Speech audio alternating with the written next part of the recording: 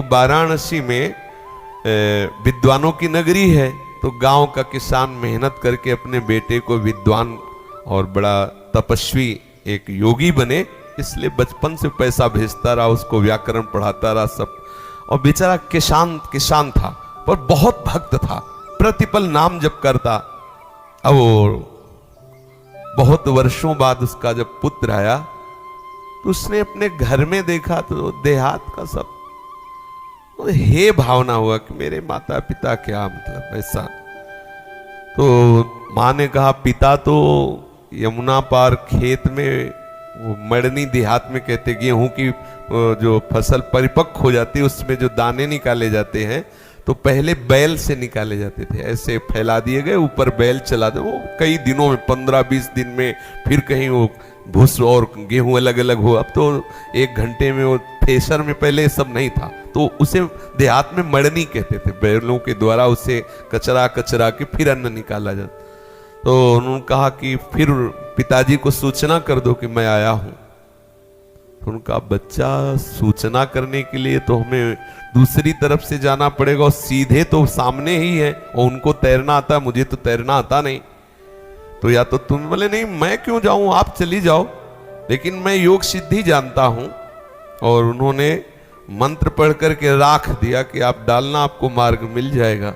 और ब्रह्मचर्य तपस्या व्याकरण सब पढ़ लिख के ऐसा किया।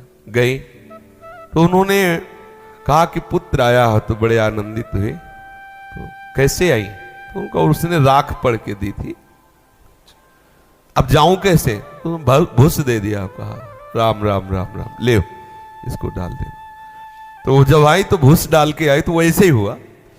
अब जब आई तो लड़के से कहा कि पिताजी आ रहे, पिताजी सब ऐसे रज लगी, सब भूस लगाओ तो करके आ रहे।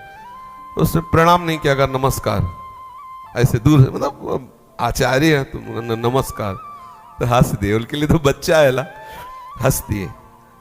तो उनका पिताजी हंसे क्यों, बोले बच्चा हम तो तुमने पढ़ाने लिखाने के लिए भेजा था, लेकिन तुम तो मूर्खता पढ़ के आए हो। विद्या विनयम ददाति, तुम्हारे अंदर विनय नहीं है, इसका मतलब तुमने विद्या का अध्ययन नहीं किया। बोले कैसी बात, किसी भी शास्त्र से कुछ, बोले ये अहंकार है, विद्या नहीं। विद्या का प्रभाव है, वो नम्र और विनयशील हो जाता है। ये शरीर तुम्हारा पिता है और तुम नमस्कार बोल रहे हो, ना तो झुककर मस्तक रखना, ना ये तुम्हें लग रहा है ना कि पिता गंवार है, किसान है, और मैं विद्वान व्याकरण पढ़ा, लेकिन इसी किसानी और इसी गंवारपने से तुमको विद्वान, तुम्हें विद्वान बनाया, तुम्हें वहां भेजा, तुम्हें इतना पता नहीं। तो उन्होंने कहा माताजी से कि माताजी जाने के लिए तो हमने राख दी थी, आई कैसे, बोले पिताजी के भूस देने से। तो उनका पिताजी आप में ऐसी कौन सी शक्ति आई, हमने तो मंत्रों का अनुष्ठान किया है।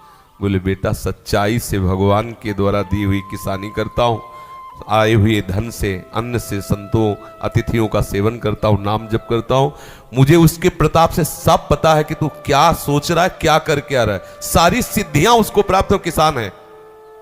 श्री रैदास जी महाराज माला लेके कभी नहीं बैठते थे, वो अपने कार्य में रहते थे। उनके चरित्र को पढ़ लो, बड़े बड़े सिद्धों के भी दिमाग ठंडे कर दिए अपनी सेवा पद्धति से, अपनी सेवा।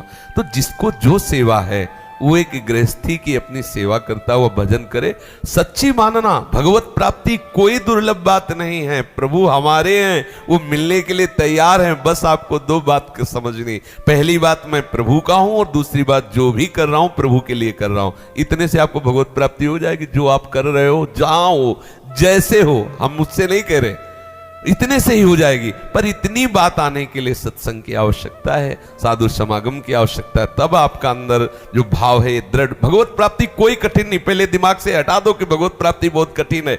कठिन वो होती है जो हमारा ना हो। प्रभु हमारे हैं, प्रभु हमारे, मेरे हैं, मेरे और प्रभु के बीच में बिल्कुल अंतराय नहीं।